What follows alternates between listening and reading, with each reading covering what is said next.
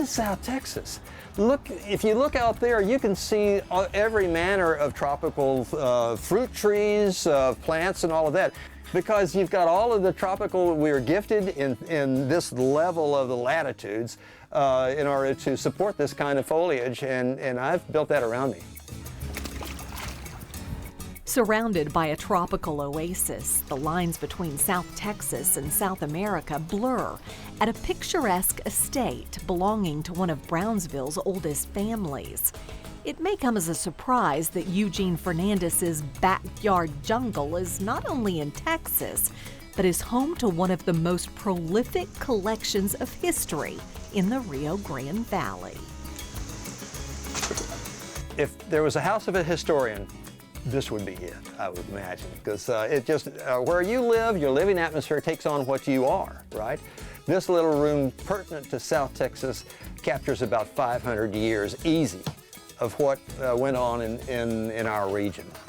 But these books right here are precious in that they really reflect what specifically happened from the time of the entry of Western mankind into the colonization of South Texas and then on upwards. And there is a bucketful.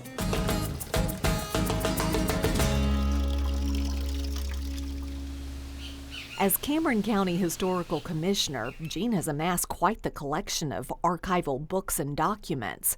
But for every written story resting on these shelves, a live-action lesson isn't far behind. Gene hosts Throwback Thursday every week on local NBC affiliate KVEO. Somebody told me that I look like I just stepped off of a riverboat. Well, I did. Tens of thousands of wild creatures. There's one figure that is so-called the father of baseball.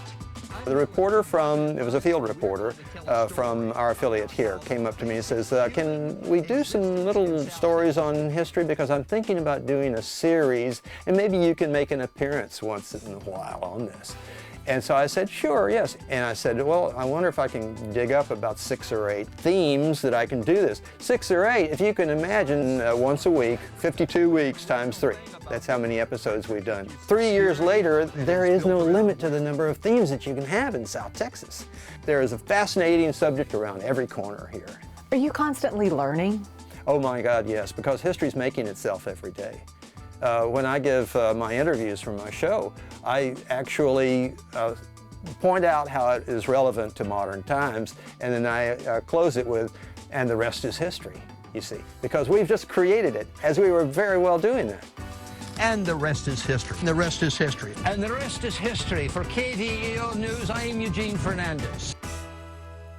Swords and armament of every kind. I've got shields and all of that. You've got a lot of hats and things like that up there, too. A man of many hats, you might say. Because if you While Gene's chronicles of the vast history of this region have made him a staple on the local airwaves, it's his costumes that have gained him a cult following in South Texas.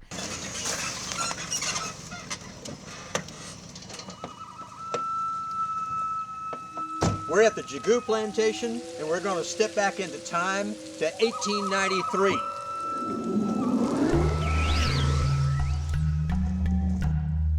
Like Clark Kent in his phone booth, Gene transforms from man on the street to figures like Indiana Jones in the blink of an eye. Jean Lafitte, the pirate, because he was here.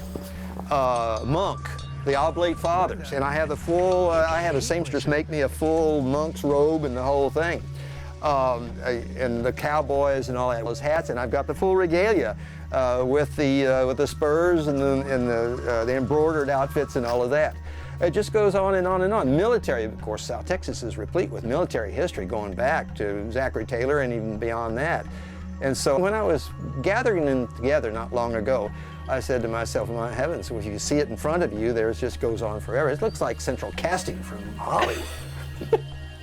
What he gave to agriculture for South Texas makes him the father of agriculture here. Like most historians, Gene Fernandez is driven by the insatiable curiosity of mankind's quest to uncover the past.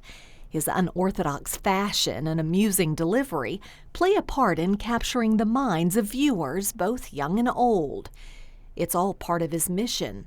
to pursue and preserve the legends and tales of a bygone Brownsville era, all the while leaving traces of his own past behind. What you see behind me here is currently known as the Rab Plantation.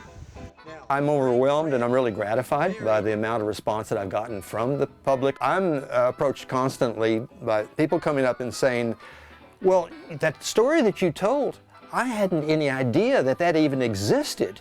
Brownsville has so many hidden corners that it will blow people off of their feet once they start getting into it. Are you making a difference by doing this?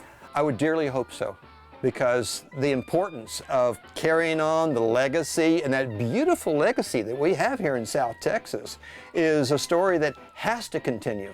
The oral tradition is something that we don't really get into nowadays, but I'm making a point of trying to introduce that. See, that's the kind of thing that there's a depth of stories here that goes on forever. They never end. No, and the rest is history.